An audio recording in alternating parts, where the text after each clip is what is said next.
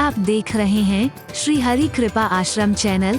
संस्थापक स्वामी श्री हरि चैतन्य पुरी जी महाराज।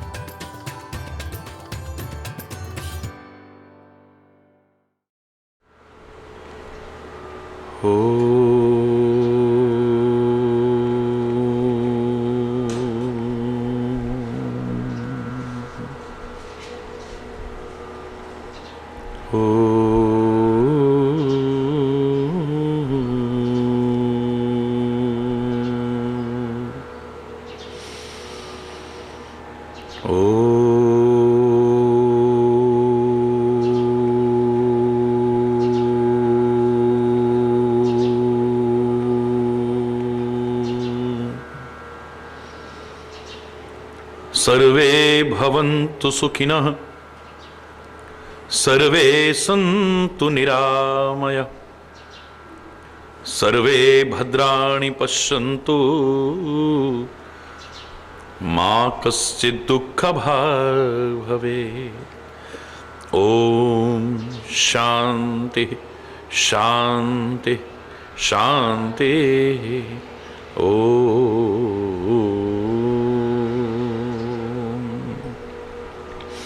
त्वमेव माताश्च पिता त्वमेव, त्वमेव बन्धुश्च सखा त्वमेव, त्वमेव विद्या द्रविणं त्वमेव, त्वमेव सर्वं मम देव देव। ओम शांति शांति शांति।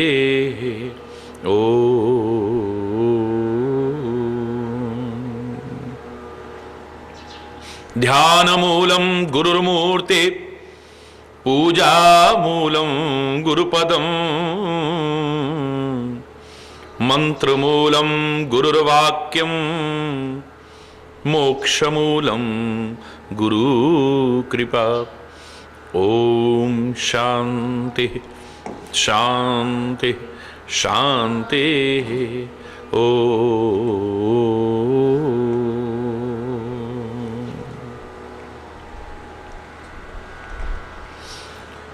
सबके लव पे तेरा नाम, सुबह शाम हो, सुबह शाम हो, सुबह शाम हो। सबके लव पे तेरा नाम, सुबह शाम हो, सुबह शाम।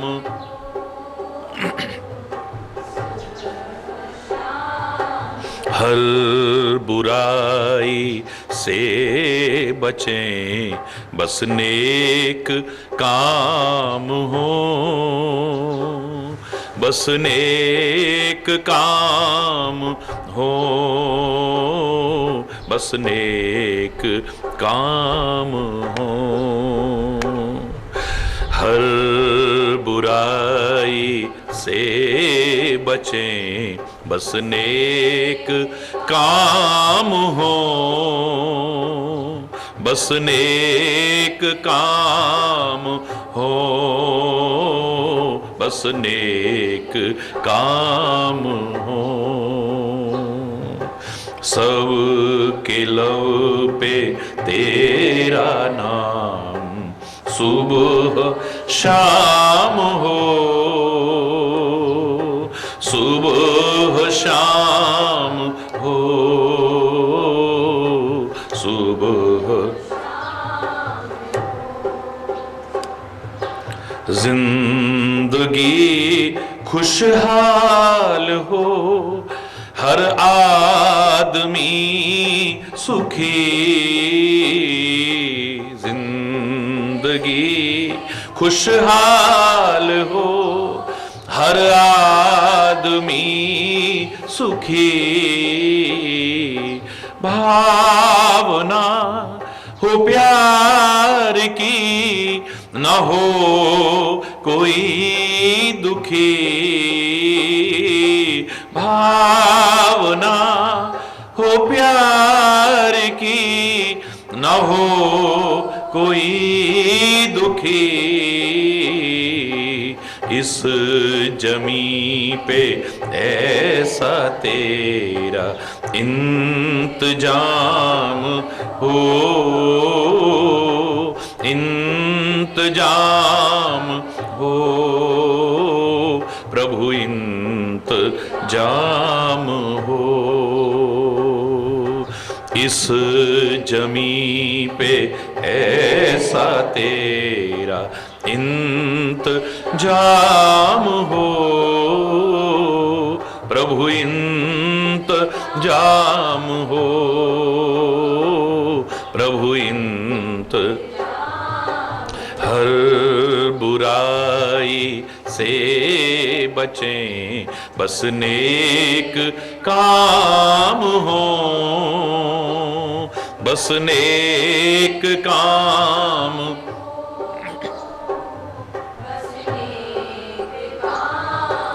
हम गुनाहों के घने अंधेरों से डरे,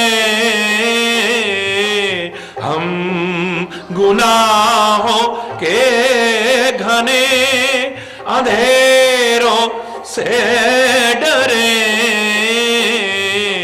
हम तो सच्चे दिल से यही कामना करें,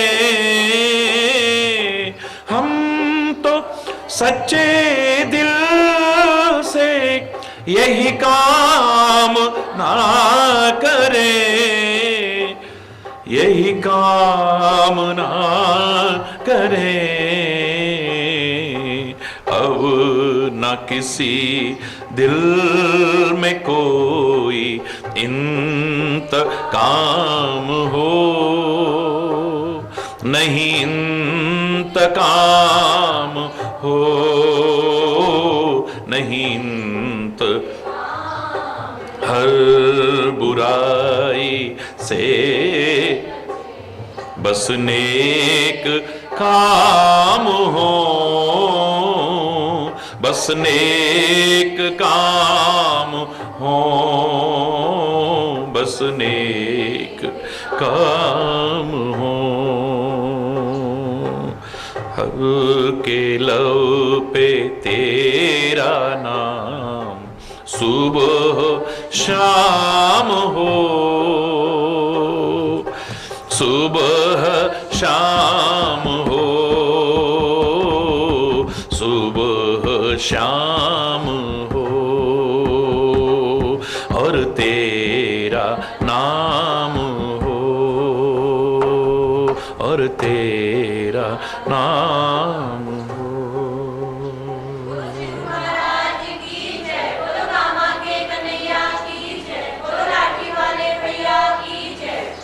हरि बोल, हरि बोल।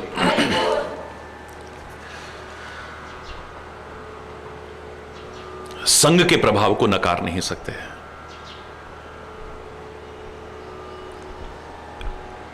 संग अगर ठीक ना हो तो संग के प्रभाव से ही काम जागृत होता है, चाहे वो कामनाएं हो, विषयिक काम हो। और जब काम हमारे अंदर आता है और काम पूरा ना हो, कामनाएं पूरी ना हो, तो हमें क्रोध आता है। क्रम है एक, संग से ही काम, काम से ही क्रोध, क्रोध से बुद्धि विभ्रम, नष्ट हो जाती है हमारी बुद्धि। हमें बड़े छोटे का, ऊंच नीच का, हित अनहित का, अच्छाई बुराई का भी एहसास नहीं रह जाता है। गलत संग मिल जाए तो काम, काम से क्रोध, क्रोध से बुद्धि नष्ट। और अच्छा संग मिल जाए तो काम नहीं, फिर राम भी पैदा हो जाए तो कोई बहुत बड़ी बात नहीं। और जब अच्छे संग से राम आता है हमारे अंदर, काम नहीं, तो फिर क्रोध नहीं आएगा, राम के आने पर तो बोध आएगा। क्रोध आने पर बुद्धि नष्ट होती है, लेकिन बोध होने पर बुद्धि उत्कृष्ट बनती है। अभिमान का संग आ गया, तो जिस नारद ने काम पर भी विजय प्राप्त की, क्रोध पर भी विजय प्राप्त की, अब काम भी जागृत हो गया, और जब वो कामना पूरी नहीं होती है तो क्रोध भी आने लगा। काम इतना उत्पन्न हुआ कि विवाह की इच्छा नारद के मन में आ गई, और क्रोध इतना आया कि जिन परमात्मा का नाम रटता था रात दिन, उन्हीं को क्रोध में दुर्वचन कह रहा है, अपशब्द कह रहा है। शायद नास्तिक भी ऐसे शब्द न कहे जो नारद के मुख से निकलते हैं। गुस्से में आकर के भगवान को श्राप दे देता है। भगवान ही ऐसा करना चाहे तो क्या ना कर दें। बाकी इतना कहा जा सकता है कि नारद जैसे भक्त को, नारद जैसे संत को, जिनकी गरिमा बहुत ऊंची है, जिनका स्थान बहुत ऊंचा है, जिनका सम्मान बहुत ऊंचा है, जिन संत की, साधु की, भक्त की महिमा को वेद भी गाने की सामर्थ्य नहीं रखते हैं, उनको माध्यम बना करके परमात्मा हमें ये एहसास कराना चाहते हैं, यदि उन्होंने भी ऐसा संग किया या उनके अंदर भी अहंकार आया, उनकी ये गति होती है। अगर तुम्हारे में आ जाएगा तो तुम्हारी क्या होगी, विचार करो। उनके अंदर नहीं है, कोई विकार नहीं है, कोई वासना नहीं है, कोई बुराई नहीं है, लेकिन ऐसे महापुरुषों को माध्यम बना करके हमें बताया जाता है। जानकी को माध्यम बना करके, मां सीता को माध्यम बना करके बताया कि सब कुछ छोड़ा जिस राम के लिए, राज्य, वैभव, सुख, संपत्ति, ऐश्वर्य, साधन, जंगल के कष्ट उठाने को तैयार हो गई, लेकिन उसका भी ध्यान इधर उधर गया और मन में कामना पैदा हो गई कि सोने की खाल मुझे मिल जाए। ध्यान गया, आंखों को अच्छा लगा, हिरण, वो नकली हिरण मन में आया, उसे पाने की इच्छा जागृत होने लगी। भगवान से कहती है, हे अवध नरेश, जाओ इसका वध करे। अवध नरेश वध करके हिंसा का भाव आ गया, इसका वध करके इसकी खाल मेरे लिए लेके आओ। मुझे लगता है सीता के मन में ऐसा नहीं आ सकता है, लेकिन सीता को माध्यम बना करके परमात्मा संसार के जीवों को सिखाना चाहते हैं, ऐ संसार के लोगों, मुझे दूर करके तुम सोने की खाल तो क्या, मैं तुम्हें सोने की लंका में भी पहुंचा दूं, क्योंकि जब सोने की खाल लेने जाऊंगा तो तुमसे दूर हो जाऊंगा ना उतनी देर, हिरण के पीछे भागूंगा उतनी देर तो तुमसे दूर होऊंगा ना। मुझे दूर करके सोने की खाल तो क्या, मैं तुम्हें सोने की लंका में भी पहुंचा दूं, लेकिन मुझसे दूर होकर के सुखी नहीं हो पाओगे। सुख तो मेरी शरण में ही है। वाणी में भी बड़े प्यारे शब्द, जो सुख चाहे जगत में शरण राम की ले। काम की शरण लेकर के, दाम की शरण लेकर के या चाम की शरण लेके नहीं, राम की शरण में ही सुख मिल सकता है, आनंद मिल सकता है। इन महापुरुषों को माध्यम बना करके सिखाया जाता है। जब इनसे गलती हुई, उसका यह परिणाम, अगर तुम गलती करोगे तुम्हारी क्या दशा होगी। इतिहास भरा हुआ है, बड़े बड़े लोगों से भी गलतियां हुई, क्या क्या दुष्परिणाम नहीं भोगना पड़ा। और तुम गलतियां करोगे तो मुझे लगता है उन्हें माध्यम बना करके हमें सिखाना चाहते हैं। और आपने कल सुना कि जब भगवान ने अपनी माया का प्रभाव खींचा है, अपने वास्तविक स्वरूप में आया है नारद, तो उसे एहसास होने लगा, मैंने ये क्या किया। जब कभी शांति से निष्पक्ष होकर के मन की नहीं अंतरात्मा की आवाज सुनोगे ना, किसी को बताने की आवश्यकता नहीं, तुम्हें अपनी गलतियों का स्वयं एहसास हो जाएगा। तुम्हें अंदर से आवाज आएगी कि जो तुम कर रहे हो वो सही है या गलत है, इसमें तुम्हारा हित होगा या अनित होगा, तुम्हारे जीवन का उत्थान होगा या तुम्हारा पतन भी हो सकता है। हमारी क्या गलती है, हमारी क्या गलती है, कई बार आप गलतियां करके पूछते हो, किसी से पूछने की आवश्यकता नहीं है। शांत हो जाओ, निष्पक्ष होकर के अंतरात्मा की आवाज सुनो, अंदर की आवाज सुनो, तुम्हें अंदर से आवाज आ जाएगी कि तुम कहां पर गलत हो। आती है अंदर से आवाज, लेकिन मन की आवाज को सुनने के आदी हो चुके हो तुम, तुम्हें आत्मा की आवाज सुनाई कहां देती है। इसलिए तुम हट पर अड़ जाते हो, तुम्हें अपनी गलती का एहसास नहीं होता है। तुम मन की सुनते हो, आत्मा की कभी सुनते ही नहीं हो, कभी शांत हुए ही नहीं, कभी निष्पक्ष विचार किया ही नहीं हमने। आवाज सुनाई भी दी तो उसे नकार दिया हमने। अपनी बात को हठपूर्वक सही सिद्ध करने की कोशिश करते हुए हम आत्मा की आवाज से दूर होते चले जाते हैं। अब गलती का एहसास हुआ, मैंने ये क्या किया। मैं दुर्वचन कहे बहुतेरे, बहुत दुर्वचन कहे मैंने। कहे मुनि मिटहि पाप किम मेरे पाप कैसे मिटेंगे। अब मैं जिन्हें परमात्मा मानता हूं, जिनका रात दिन नाम स्मरण करता हूं, उनको गुस्से में आकर के मैंने दुर्वचन कहे, अपशब्द कहे, उन पर गुस्सा किया और शाप दे दिया। हे परमात्मा कृपा करो, मृषा होए मम शाप कृपाला, मेरा शाप व्यर्थ हो जाए, असत्य सिद्ध हो, मेरे मुंह की निकली हुई बात कभी सच ना हो। कभी इतने कृपालु हैं परमात्मा, अपने भक्तों को कितना मान देते हैं, है? गलत नहीं कहा था, भगवान कह रहे हैं मैं निज भक्तन हाथ बिकाऊं, अपने वचन टरे तो टारूं पर भक्त के वचन निभाऊं।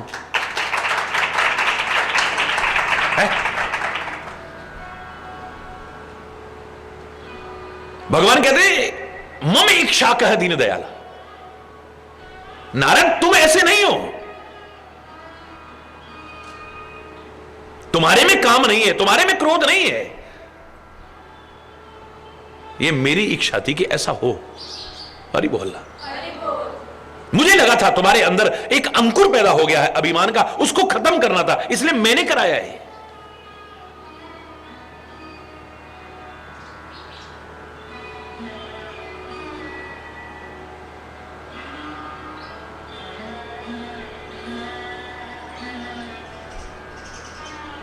जाओ जाकर के शंकर जी के सतनाम का पाठ करो, तुम जाओ।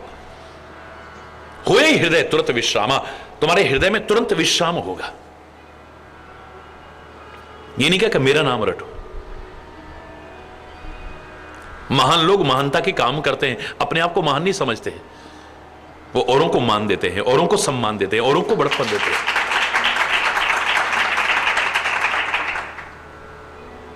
महानता के काम करते हैं, महान समझते नहीं, बड़प्पन के काम करते हैं, लेकिन अपने आप को बड़ा समझते नहीं, औरों को बड़ा कहते हैं, औरों को मान देते हैं, औरों को सम्मान देते हैं। मैंने आपसे कहा था ना, घर में भी आप दाल के 2 टुकड़े करते हो, दलते हो, उससे पहले इतने पर सबर नहीं आता, उसे पानी में गलाते हो, उसकी खाल उतारते हो, छिलका उतारते हो, फिर उसे पीसते हो, छोटे छोटे टुकड़े करते हो। इतने पर सबर नहीं आता, उसमें बीच में छेद भी करते हो, फिर खोलते हुए तेल में डाल देते हो, तब बनता बड़ा। और ही बोलना, इतने कष्ट पाकर के तब जाकर के बनता है बड़ा। लेकिन जब वो बड़ा बन जाता है, अपने आप को बड़ा नहीं समझता है। दही में डाल दो तो दही बड़ा, सौंठ में डाल दो तो सौंठ बड़ा, कांजी बड़ा, फलाना बड़ा, माने ये बड़ा वो बड़ा, मैं बड़ा हूं ऐसा कभी नहीं मानता। मैं बड़ा हूं कभी नहीं कहा उसने। जिनके अंदर बड़प्पन है वो कभी अपने आप को बड़ा नहीं समझते हैं। गुरु गोविंद सिंह जी महाराज से कहा, आप जो कर रहे हो ये तो भगवान के अलावा कोई कर ही नहीं सकता है, आप तो साक्षात परमात्मा के स्वरूप हो। नहीं नहीं नहीं, वो महापुरुष कहता है, मैं हूं परम पुरुष को दासा, देखन आयो जगत तमाशा। मैं तो उस परम पुरुष का दास हूं, खाली उनका सेवक हूं, खाली इस संसार रूपी तमाशा देखने आया हूं मैं। जे मोह को परमेश्वर उच रहे, जो मेरे को परमेश्वर भी कहेंगे, नरकों में जाएंगे। मुझे लगता है ऐसा कहकर उनका सम्मान और बढ़ जाता है। इससे सम्मान कम नहीं होता है, सम्मान विनम्रता से सम्मान बढ़ता है, कम नहीं होता है। अपने आप को छोटा समझने में, छोटे काम करने में नहीं, छोटा समझने में सम्मान और बढ़ता है। हमारी भारतीय संस्कृति में सारे अंगों पर देवताओं का निवास बताया है, आंखों में सूर्य का निवास बताया है, इसलिए प्रकाश में ही ये देख सकती हैं। ग्रहण में अश्विनी कुमार का निवास बताया है, जिब्या पर वरुण का निवास बताया है, हाथों में इंद्र का निवास बताया है, मलमूत्र त्यागने के स्थान पर यम का निवास बताया है। सब देवी देवताओं को बिठाया है अंग प्रत्यंग पर, लेकिन मेरे भगवान विष्णु कहां बैठे? चरणों में। कहां बैठे? बोलो ना, क्या सम्मान कम हो गया उनका? सबसे नीचे आके बैठ गए। अरे बड़े तो बड़े रहेंगे, उनकी विनम्रता, उनकी सरलता, उनका झुकना उनके सम्मान को और बढ़ा देता है। अब जब किसी को हम सम्मान देते हैं तो सिर को नहीं छूते, आंखों को नहीं छूते, कानों को नहीं छूते, नाक को नहीं छूते, मुंह को नहीं छूते, फिर भी चरणों में ही जाके गिरते हैं, फिर भी चरणों में ही जाके गिरते हैं। क्यों? उनका सम्मान कम नहीं हो गया विनम्रता से।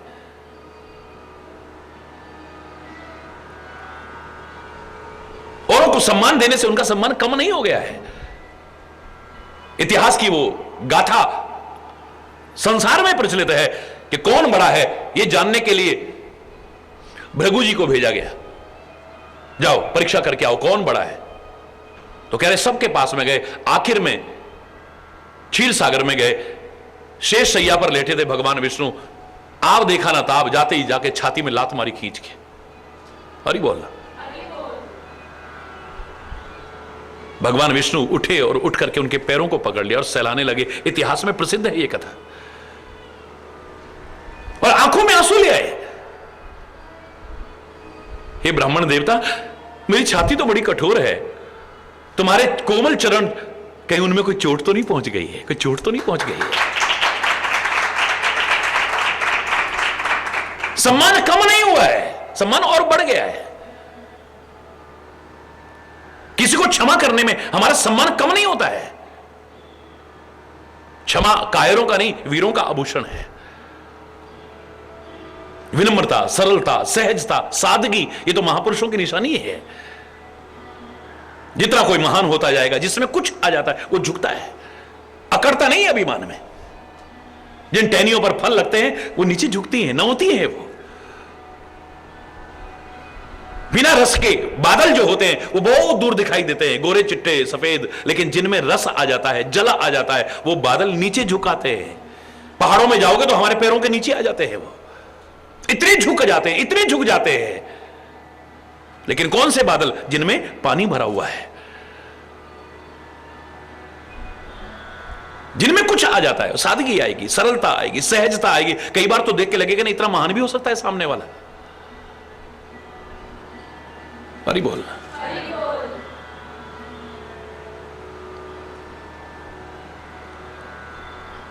कष्ट पाके कोई महान बनता है, ऐसे नहीं बनता है। किसी शायर ने गलत नहीं कहा था, मिटा दे अपनी हस्ती को अगर कुछ मर्तबा चाहे, कि दाना खाक में मिलकर गुलजार होता है। दाना अगर सजा के रखा जाए, उसका सौंदर्य विकसित नहीं होगा, उसकी खुशबू नहीं फैलेगी, प्राणदायिनी शक्ति नहीं आएगी। लेकिन उस दाने को, उस बीज को जब मिट्टी में मिला देते हैं, गल करके मिट्टी हो जाता है, अंकुर आता है, पौधा बनता है, फूल लगता है, खुशबू फैलती है चारों ओर, सौंदर्य विकसित होता है, फल लगते हैं, अन्न लगता है, जीवन को बचाने की शक्ति उसमें आती है, प्राणदायिनी शक्ति मिलती है उसे। लेकिन जब मिट्टी में मिलाकर के मिट्टी बन जाता है, तब यूं ही नहीं, कष्ट पाके कोई महान बनता है, यूं ही नहीं बन जाता है।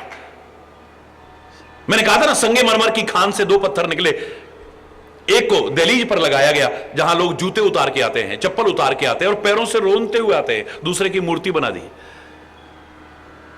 लोग उसे सजा के रखते हैं। या जो पूजा करते हैं वो मंदिर में विराजमान करके उसकी पूजा करते हैं, उसके आगे मत्था टेकते हैं। ना समझ आदमी भाग्य को दो, किस्मत ही ऐसी होगी, उसकी किस्मत में ये लिखा होगा, उसकी किस्मत में लिखा, किस्मत नहीं, ये भाग्य भाग्य चिल्लाते हैं हम। भाग्य के निर्माता तुम स्वयं हो, कोई और नहीं। अगर तुमने भाग्य को बनाया है, इसे संवारने की और बदलने की ताकत भी परमात्मा ने तुम्हें दी, तुम कोशिश तो करो। और जब तुम कोशिश करते हो, मैंने हमेशा कहा, गलत नहीं सुना है, God helps those who help themselves. हिम्मते मर्दा मददे खुदा। जब तुम कोशिश करते हो, वो परमात्मा तुम्हारी सहायता करता है, और वो सहायता करे, सफलता न मिले किसी भी क्षेत्र में, ऐसा कैसे हो सकता है? ये भाग्य का दोष नहीं है, भाग्य का अंतर नहीं है कि एक उसी खान में से निकले पत्थर पर लोग जूते चप्पल उतार के जा रहे हैं, पैरों से रोनते हुए जा रहे हैं, और एक के आगे सिर झुका रहे हैं, पूजा कर रहे हैं या सजा के रख रहे हैं। आखिर क्यों? जितनी छेनी और हथौड़ी की चोटें मूर्ति ने सहन की हैं, दहलीज के पत्थर ने नहीं। कष्ट पाके ही कोई महान बनता है, कष्ट पाके ही कोई बड़ा बनता है। आप अपने बच्चों से क्या कहते हो? बेटा आज मस्ती मारोगे तो कल को फिर हरि बोल, और आज कष्ट उठा लोगे तो कुछ बन जाओगे तो कल को हरि बोल। जोर से बोल रहा है। कष्ट पाके महान बनता है, यूं नहीं बन जाता है। लेकिन जब व्यक्ति महान बन जाता है, उसके अंदर अभिमान नहीं आता है, विनम्रता आती है। वो किसी के सम्मान को कम करके अपना सम्मान स्थापित नहीं करना चाहेगा, किसी का अनादर करके अपना आदर स्थापित नहीं करना चाहेगा, किसी को छोटा दिखा करके अपने आप को बड़ा सिद्ध नहीं करना चाहेगा, किसी को हीन दिखा करके अपने आप को महान नहीं बताना चाहेगा।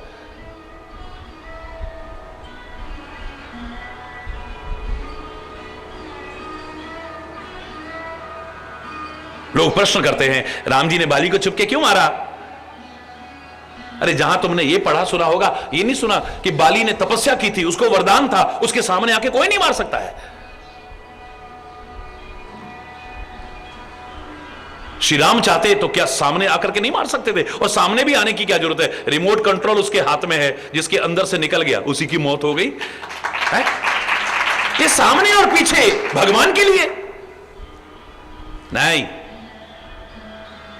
लेकिन मर्यादा पुरुषोत्तम है, मानव रूप में है, मर्यादाओं का पालन कर रहे हैं। अब वो चाहते तो सामने भी आके मार सकते थे, कोई वरदान उनके आड़े नहीं आ सकता था, लेकिन ऐसा करने से उनका तो सम्मान बढ़ जाता। अभी तक लोग कहते थे अयोध्या का राजकुमार है, उसे देश निकाला दे दिया है, अपनी औरत के वियोग में रोता बिलखता हुआ फिर रहा है, हा सीते कहता हुआ। हर कोई भगवान नहीं मानता था। लेकिन जब बाली को, जिस बाली ने रावण जैसे को भी 6 महीने तक बगल में दबा के घूमता रहा, कोई दुनिया का बड़ा से बड़ा योद्धा उसके सामने आने की हिम्मत नहीं करता था, उस बाली को जब एक तीर से सामने आके मारते, राम का सम्मान बढ़ जाता है। ये तो भगवान है। अभी तक नहीं मानते थे लोग। ये अयोध्या का खाली राजकुमार नहीं है, ये तो साक्षात परमात्मा है। बाली को सामने आके मारना, क्योंकि उसे वरदान था कि अपनी ताकत प्लस सामने कोई अगर आएगा लड़ने के लिए, उसकी आधी ताकत प्रवेश कर जाती थी। कौन जीत सकता है उससे? राम कहते हैं मैं सामने आके मार दो, मेरा सम्मान तो बढ़ जाएगा, लेकिन उस देवता का सम्मान घट जाएगा जिसने वरदान दिया है बाली को। अगर उसकी कोई तपस्या करना चाहेगा, लोग कहेंगे ना ना ना उसकी तपस्या मत करना, अरे उसने बाली को वरदान दिया था, कोई सामने आके नहीं मार सकता। अयोध्या का राजकुमार आया, सामने आके मार गया, उसकी महिमा कम हो जाएगी। और किसी की महिमा को कम करके अपनी महिमा स्थापित करना, यह महानता की निशानी नहीं हो सकती। लंका में सारे प्रयास करके हार गया मेघनाद, आखिर में ब्रह्मास्त्र का संधान करता है। और जब ब्रह्मास्त्र का संधान किया, आप सुंदरकांड में, रामायण में पढ़ते हैं, ब्रह्म अस्त्र ते ही साधा कपि मन कीन विचार, जो न ब्रह्म सरमान हो महिमा मिटही अपार। हनुमान जी विचार करने लगे, अगर मैं ब्रह्मास्त्र में न बंधा, क्योंकि उन्हें वरदान था कि ब्रह्मास्त्र उन पर प्रभाव नहीं डाल सकता है। बचपन में जब कहते ना सूर्य को निगल लिया हनुमान जी ने, अब सूर्य को निगलने का मतलब क्या है? सूर्य प्रकाश का प्रतीक है, प्रकाश ज्ञान का प्रतीक है। और इसकी कहने कि बुढ़ापे में जाके ज्ञान होना चाहिए, अपने अंदर ज्ञान का उजाला बचपन से ही करना शुरू करो। सूर्य को अंदर ले जाना यानी प्रकाश को अंदर ले जाना, यानी प्रकाश को अंदर ले जाना, और प्रकाश को अंदर ले जाना यानी ज्ञान को अंदर ले जाना। ज्ञान का उजाला अंदर बाल्यावस्था से ही हो, बचपन से ही हो, इसकी कोई उम्र नहीं है। तो बचपन में कहते हैं जब सूर्य को निगल लिया तो त्राही त्राही मच गई, बाल समय रवि भक्ष लियो, तब तीनों लोक भयो अंधियारो। अंधकार छा गया, हाहाकार मच गया। तो उस समय सब देवी देवताओं ने वरदान दिए और प्रार्थना की, हनुमान जी से छोड़ दो।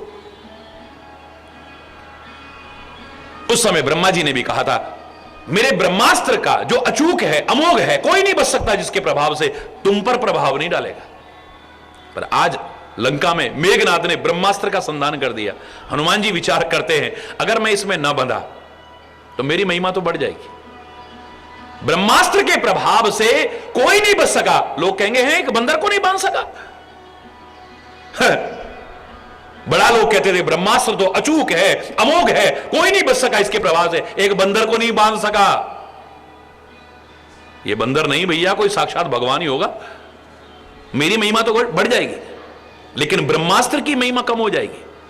अभी तक लोग ब्रह्मास्त्र की महिमा गाते थे कि कोई नहीं बच सका, और अब कहेंगे एक बंदर को नहीं बांध सका। किसी की महिमा कम करके अपनी महिमा स्थापित करना यह महान लोगों की निशानी नहीं हो सकती है। हनुमान जी तुरंत बंध जाते हैं, एक क्षण नहीं लगाते, बंध जाते हैं ब्रह्मास्त्र में। उदाहरण सुनाने लगूं तो लंबी लाइन हो जाएगी। मूर्ख लोग क्या होते हैं, स्वयं तो महानता के काम कर नहीं सकते। अज्ञानी लोग स्वयं तो महानता के काम कर नहीं सकते और किसी की महानता देख नहीं सकते। इतिहास साक्षी है, आज तक लोगों ने क्या किया है, उनके नाम को मिटाने की कोशिश की या उनको मिटाने की कोशिश की। बड़े बड़े महापुरुषों को,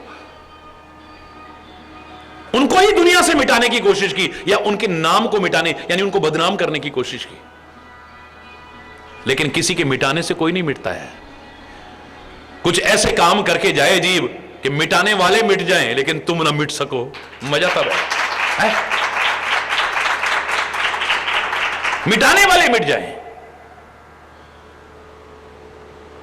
ईसा मसीह को मिटाने वाले मिट गए, वो ईसा मसीह नहीं मिटा। महात्मा गांधी को गोली मारने वाले मिट गए, महात्मा गांधी नहीं मिटा। दयानंद को कांच के टुकड़े खिला के मारने वाले मर गए, लेकिन महात्मा गांधी नहीं मरा। बड़े बड़े महापुरुषों के साथ, कबीर के साथ, तुलसी के साथ, मीरा के साथ, किसके साथ क्या क्या नहीं किया है लोगों ने, लेकिन उनको मिटाने की कोशिशें करने वाले मिट गए। पर ना वो मिटे थे, ना मिट रहे, ना आगे मिट पाएंगे कभी। बिल्कुल वैसी हरकतें होती हैं ऐसे लोगों की, जैसा हम बचपन में जब पढ़ा करते थे। पहले लकड़ी की तख्ती चला करती थी, उसके बाद में फिर स्लेट आई, पेंसिल से लिखा करते थे। कॉपी और पेन तो बहुत बाद में आया।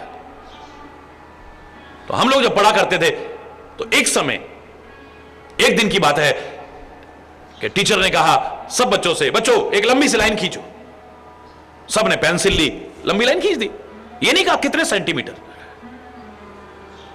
थोड़ी देर हुई, मास्टर जी ने कहा छोटी कर दो इसे। सब यही कर रहे थे, और क्या कर रहे थे। 99% लोग मिटा रहे थे उसे छोटी करने के लिए, जबकि छोटी करने के दो तरीके हैं।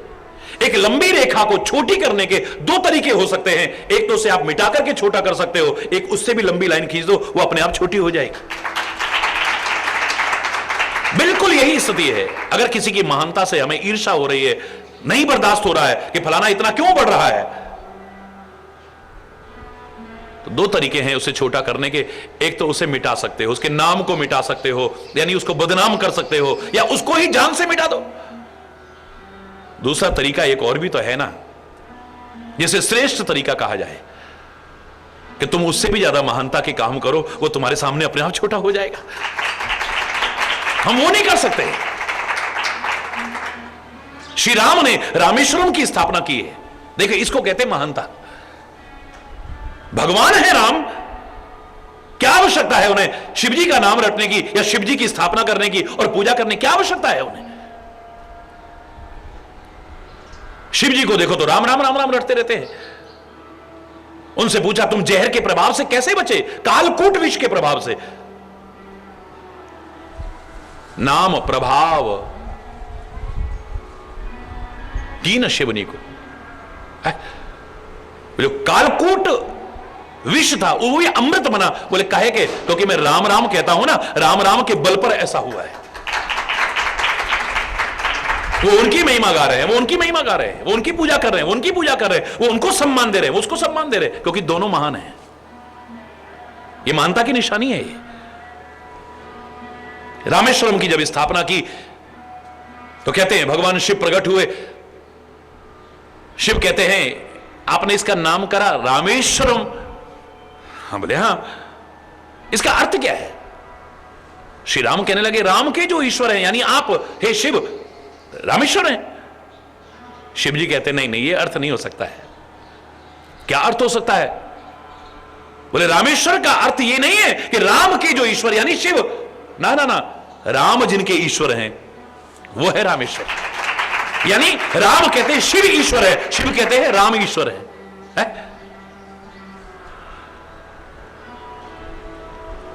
औरों को सम्मान देना,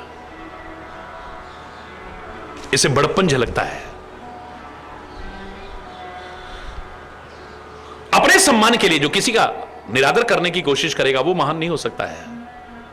अपने आप को बड़ा सिद्ध करने के लिए जो दूसरे को छोटा दिखाने की कोशिश करे वो महान नहीं हो सकता है। अपनी महानता सिद्ध करने के लिए जो औरों को हीन सिद्ध करने की कोशिश करे वो महान नहीं हो सकता है। मेरे परमात्मा श्री राम महानता का दर्शन देते हैं। हरि बोल। जपहु जाए शंकर सतनामा, जपहु जाए शंकर सतनामा, हो यही हृदय तुरत विश्रामा, हो यही हृदय तुरत विश्रामा। जाओ शंकर सतनाम का जाप करो, तुम्हारे हृदय में तुरंत विश्राम होगा। को नहीं शिव समान प्रिय मोरे। हे नारद, मुझे शिव के समान कोई प्रिय नहीं है। हरि बोल। मुझे शिव के समान कोई प्रिय नहीं है। अस परितीत तजौ जन भोरे। ऐसा विश्वास भूले से भी कभी छोड़ना मत। अब ये क्या दिखाया है?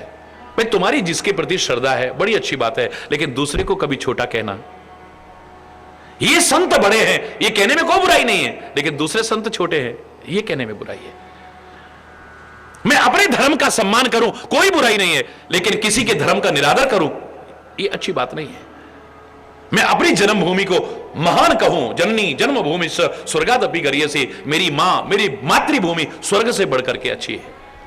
सारे जहां से अच्छा हिंदुस्तान हमारा। मेरे को कहने में कोई बुराई, कहना चाहिए मुझे, लेकिन दूसरा अपनी जन्मभूमि को महान कहेगा। मेरी जन्मभूमि महान है ये कहने में कोई बुराई नहीं है, लेकिन तेरी जन्मभूमि छोटी है ये पाप और अपराध है।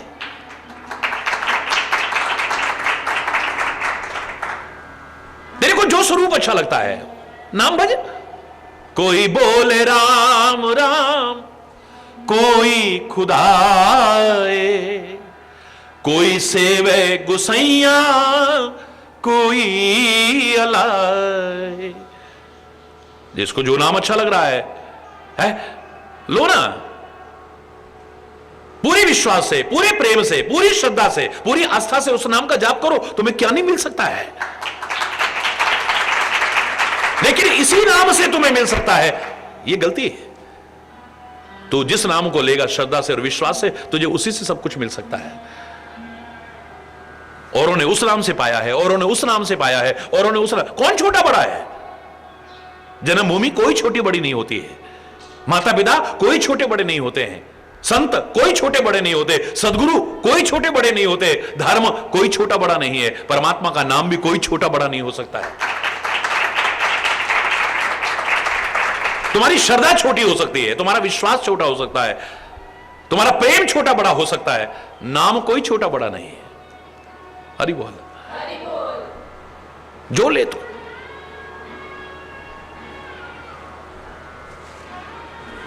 भगवान श्री राम कहते हैं जेहि पर कृपा न करही पुरारी। उस जमाने में विष्णु के भक्तों और शिव के भक्तों में बड़ी लड़ाई होती थी। हरि बोल। जिनको शैव और वैष्णव कहते हैं, ये आपस में लड़ते थे।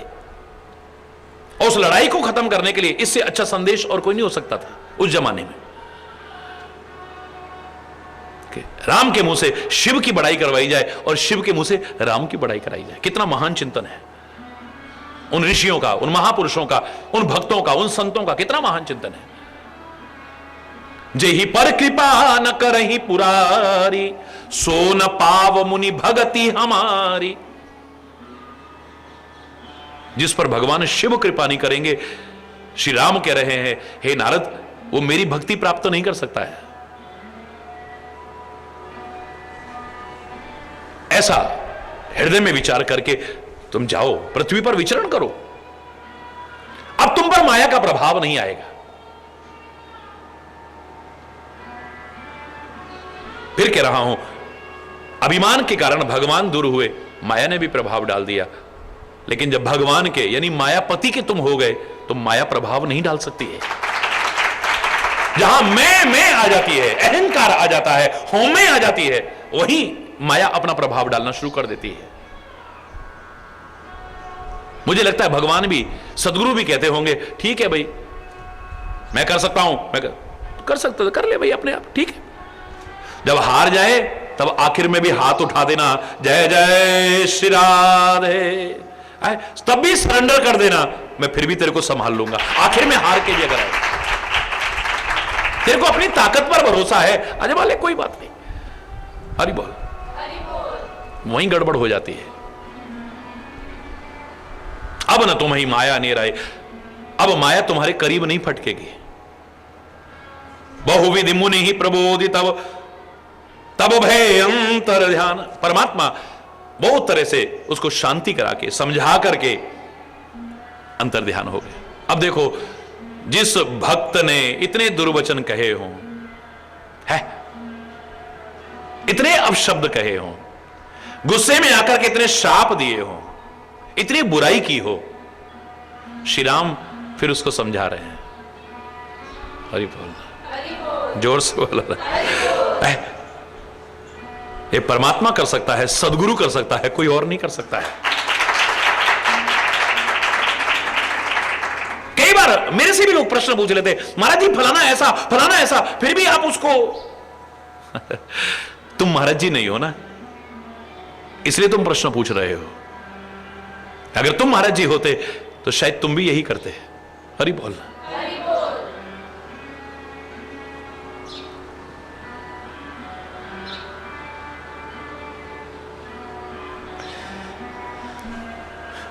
सत्य लोग नारद चले करत राम गुणगान, श्री राम का गुणगान करते हुए, परमात्मा श्री हरि का गुणगान करते हुए नारद जी सतलोक है। तो रास्ते में शिव जी के जो दो गण इनका मजाक उड़ा रहे थे, वो मिल गए।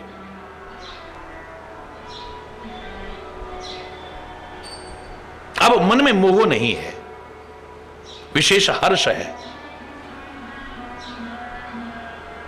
क्योंकि जहां मोह है, मोह का मतलब आसक्ति, मोह का तात्पर्य भ्रम, मोह का तात्पर्य अज्ञान, वहां प्रसन्नता नहीं आ सकती, हर्ष नहीं आ सकता है, वहां यूं ही रहेगा आदमी। मोहासक्त प्राणी कभी भी प्रसन्न नहीं हो सकता है। कोई भ्रम आ गया है, उलझता रहेगा उसी में। अज्ञानता है, मूर्खता आई है, आदमी उसी में उलझता रहे, मुस्कुरा नहीं सकता है कभी भी। आसक्त है, घर में आसक्त है, देह में आसक्त है, परिवार में आसक्त है, कहीं ना कहीं आसक्ति जुड़ी है। उसकी वजह से जहां प्रसन्नता मिलती है, हर कोई मुस्कुराता मिलेगा, वो वहां भी लटका है वो मिलेगा। हरि बोल। मियां रोते क्यों? बोले सूरत ही ऐसी है। हरि बोल। विगत मोह, मोह जैसी दूर हुआ है हर्ष विषय की, हर्ष विशेष हर्ष पैसा हो गया। डरते डरते नारद जी के चरणों में आए, गह पद आरत वचन सुनाए, उनके चरण कमलों को पकड़ करके बड़े आर्त शब्द कह रहे,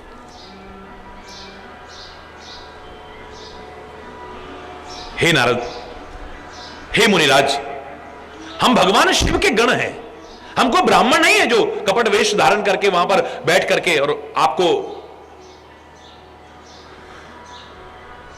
विभिन्न प्रकार के दुर्वचन कह रहे थे, आपका मजाक उड़ा रहे थे। बड़ा अपराध की न फल पाया, हमने बहुत भारी अपराध किया, उसका फल हमें मिल गया है। गलती करते समय नहीं पता चलता है, गलती का जब फल भोगना पड़ता है तब पता चलता है। आम का बीज भी बड़ा सुंदर होता है, तो बबूल का भी बीज बुरा नहीं होता है। बबूल का भी बहुत कोमल और बड़ा अच्छा होता है, बोते टाइम नहीं पता चलता है, लेकिन जब कांटे लगते हैं तब पता चलता है। हरि बोलना। और बबूल बो करके हम चाहें कि आम खाएं, गलत कर्म करके हम चाहें कि सुख चाहें, शांति चाहें, सुकून चाहें, चैन चाहें, आनंद चाहें, मूर्खतापूर्ण चिंतन होगा हमारा। बोए पेड़ बबूल का तो फिर आम कहां से खाए है? कर्म करते समय नहीं पता चलता है, जब उसका फल भोगना पड़ता है तब हमें पता चलता है। तभी मैं कहा करता हूं, कर्म करने से पहले विचार करना, कुछ बोलने से पहले, व्यवहार करने से पहले, किसी से संबंध बनाने से पहले विचार करो, सफलता मिलेगी जीवन में। कुछ भी करने से पहले विचार करो। आप गलत नहीं कहते हो, बिना विचारे जो करे सो पाछे पछताए, काम बिगाड़े आपनो और जग में होत हंसाए।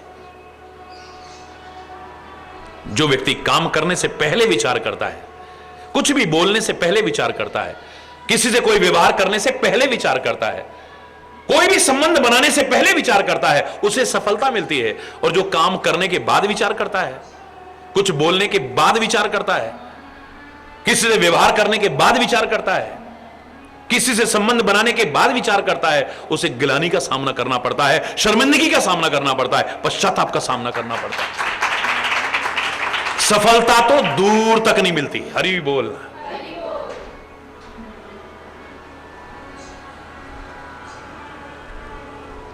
हमने गलती की और कर्म का फल आज नहीं तो कल एक दिन भोगना तो पड़ेगा। हरि बोल। भोगना पड़ेगा एक दिन, कैसे नहीं भोगना पड़ेगा। किसी ने कहा कुल्हाड़ी चंदन को काटे तो उसे तो खुशबू मिलती है, उसे तो खुशबू मिलती है, उसको क्या सजा मिली? कोई सजा नहीं मिली। मैंने कहा कुल्हाड़ी कब तक काटेगी? कि जब भी काटेगी खुशबू मिलेगी। कब तक काटेगी? कुल्हाड़ी काटते काटते काटते काटते जो लोग जानते हैं, कुल्हाड़ी का नुकीलापन खत्म हो जाता है। और जब नुकीलापन खत्म हो जाता है, उसे चंदन की खुशबू नहीं मिलेगी, चंदन का लेप नहीं मिलेगा, लोहार की भट्टी में डाली जाएगी, तपाया जाएगा उसे, जलाया जाएगा उसे। और इतने पर सब्र नहीं आएगा, निकाल करके घन और हथौड़े की चोटें मारेगी। कौन कहता है कर्म का फल नहीं मिलता? मिलता है। देर सवेर हो सकती है, देर सवेर हो सकती है, लेकिन कर्म का फल एक दिन अवश्य ही हमें भोगना पड़ता है। हरि बोल।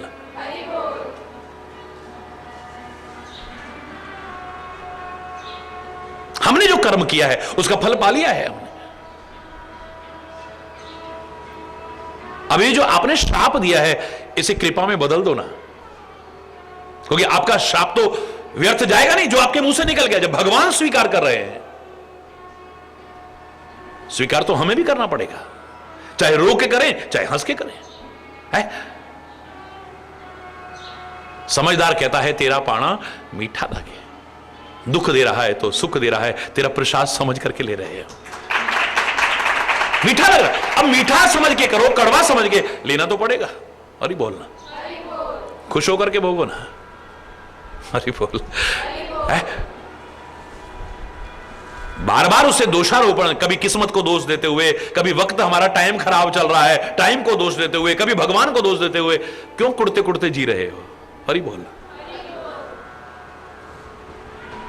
शाप अनुग्रह करो कृपाला।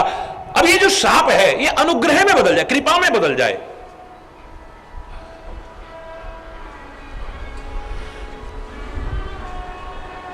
दीनों पर दया करने वाले नारद जी बोले, यानी संत है तो संत ही ना। और मैं फिर कह रहा हूं, भगवान ने माध्यम बनाकर के लीला दिखाई है, ये कौतुक किया है, खाली थोड़ी देर का खेल किया है। बाकी संत की महिमा को तो वेद भी नहीं गा सकते, भगवान भी नहीं गा सकते।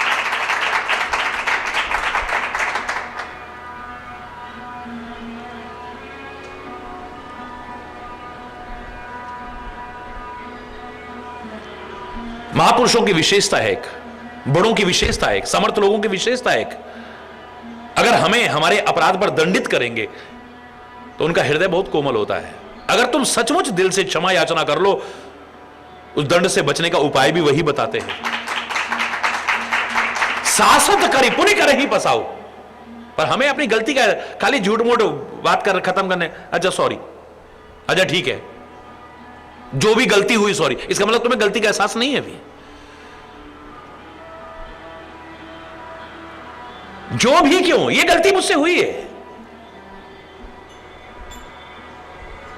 अगर तुम दिल से क्षमा याचना करो, रामायण में बड़े प्यारे शब्द है, सासत करी पुण्य कर ही पसाओ, नाथ प्रभुन कर सहज स्वभाव।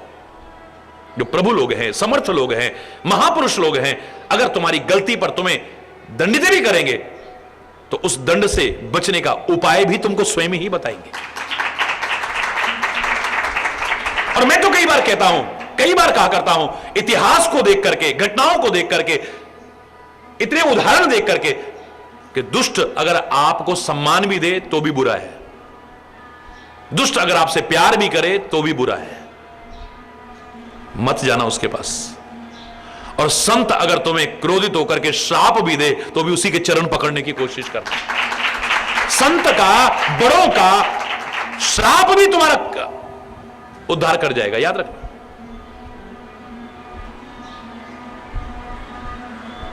और दुष्ट के संग में तुम्हें प्यार और सम्मान भी मिले तो भी तुम्हारी जिंदगी बर्बाद हो जाएगी, इतना याद रखना है। संग अच्छा ही करने की कोशिश करना, कभी बुरा संग करने की कोशिश मत करना।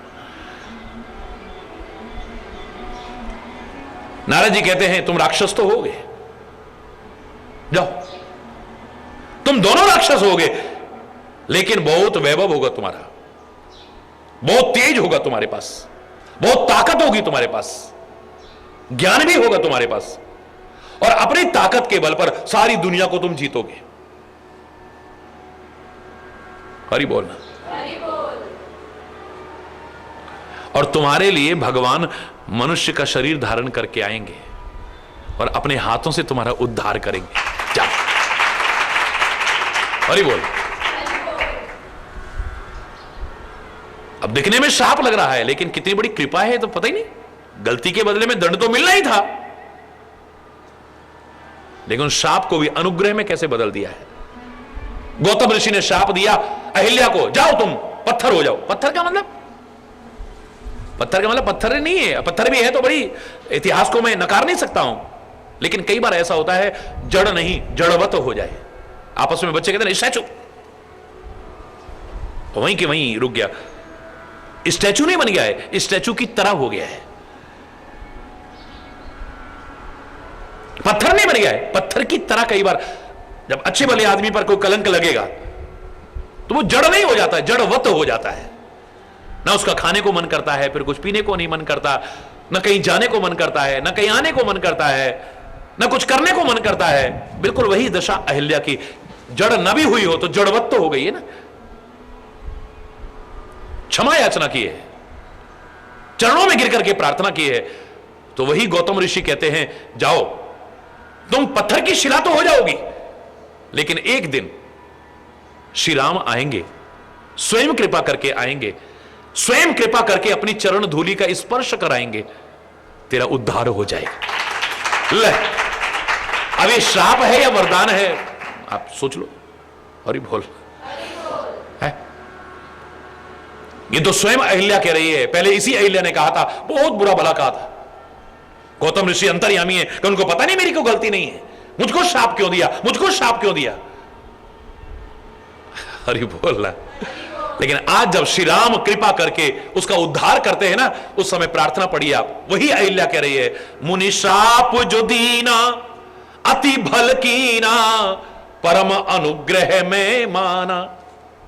मुनिराज ने जो मुझे श्राप दिया, अति भल कीना, भल नहीं अति भल कीना, बहुत अच्छा किया उन्होंने।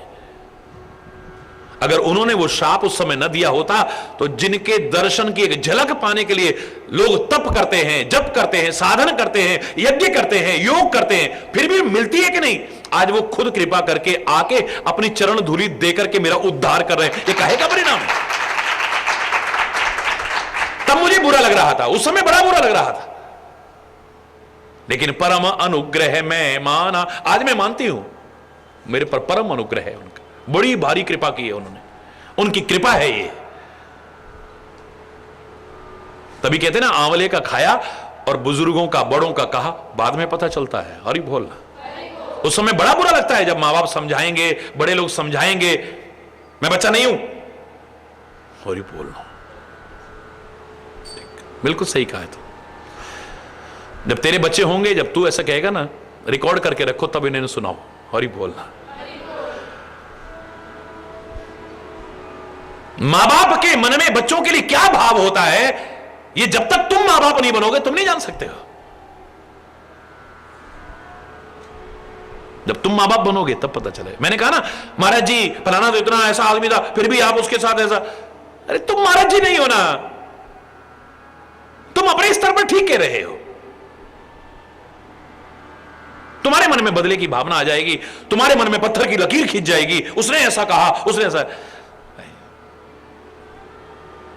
अगर मेरे मन में ऐसा हुआ तो फिर मैं संत कहलाने के लायक भी नहीं रहूंगा। हरि बोल। एक दुष्ट दुष्टता ना छोड़े, और संत अगर अपनी संतता छोड़ बैठे तो संत उस दुष्ट से भी गया गुजरा हो जाएगा।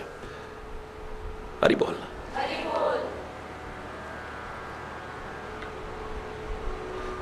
समर मरन हरि हाथ तुम्हारा, युद्ध भूमि में श्री हरि के हाथ से तुम्हारी मृत्यु हो यहु मुकत न पुनि संसारा, तुम्हारी मुक्ति सुनिश्चित है। द्वारा संसार में फिर तुम्हें बार बार जन्मना मरना नहीं पड़ेगा। हरि बोलना। दोनों मुनिराज के चरणों में सिर झुका करके गए।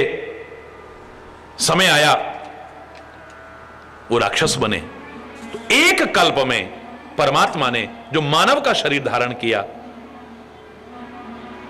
देवताओं की, संतों की रक्षा के लिए, सज्जनों को सुख पहुंचाने के लिए, पृथ्वी का भार हरण करने के लिए, इस कारण से धारण किया है। ये एक कारण है भाई। तो परमात्मा के अवतार के अनेक हेतु है, उनमें से एक हेतु ये भी है। परमात्मा का अवतार कोई एक अवतार नहीं हुआ है? कल्प कल्प प्रति प्रभु अवतर ही, हर कल्प में अवतार होता है। और विभिन्न कल्पों की कथा आप सुन रहे हैं। एक बार इस कारण से आए, एक बार इस कारण से आए, एक बार इस कारण से आए। मैं तो कहता हूं जब आवश्यकता पड़ती वो आता रहा, आ रहा है और आगे भी आता रहेगा। यदा यदा ही धर्मस्य ग्लानिर्भवति भारत, जब जब होए धर्म के हानि, बाढ़ ही असुर अधम अभिमानी, तब तब प्रभु धरे मनुज शरीरा, हर ही कृपा निधि सज्जन पीरा। भगवान शिव कहते हैं, हे पार्वती, उनके जन्म लेने का कारण क्या है, अवतार का कारण क्या है? वो निर्गुण, अजन्मा, निराकार परमात्मा को मनुष्य रूप धारण करके दुनिया में आने की क्या आवश्यकता थी, वो मैंने तुझे बताया। एक कारण और, आगे क्या है कल। आज यहीं पर अगर कोई गलत शब्द निकला हो उसके लिए क्षमा चाहता हुआ अपनी वाणी को विराम दूंगा। एक बार जोर से बोलेंगे, धर्म की, अधर्म का, प्राणियों में, विश्व का, गौ माता की, भारत माता की, गंगा माता की, संत समाज की, भारत की देवियों की, भक्त समाज की।